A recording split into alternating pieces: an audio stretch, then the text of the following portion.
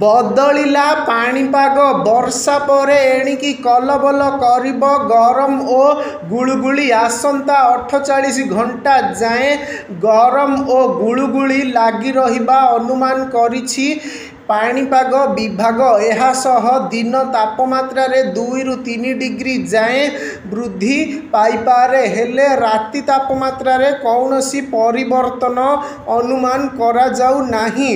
उपकूल ओडिशा रे गुळुगुळीर प्रभाव अनुभूत हेब विशेष करी दक्षिण आभ्यंतर ओडिशा और उपकूल ओडिशा रे गुळुगुळीर प्रभाव देखिबाकू मिलिब। आसंता 24 घंटारे राज्यर किछि किछि स्थान रे वर्षा हेबा नै अनुमान करिछि पाणीपाग विभाग।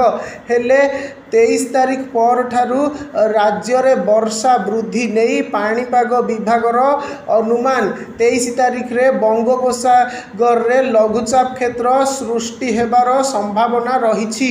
एहा परे द्वितीय लघुचाप 26 रे सृष्टि होई पारे। प्रभाव रे 26 तारीख रे बदलिब पाग एवं 29 तारीख जाए ओडिशा रे प्रबल वर्षा होई पारे। एने सूचना देइछंती आंचलिक पाणीपाग विज्ञान केंद्र निर्देशिका मनोरमा महांती।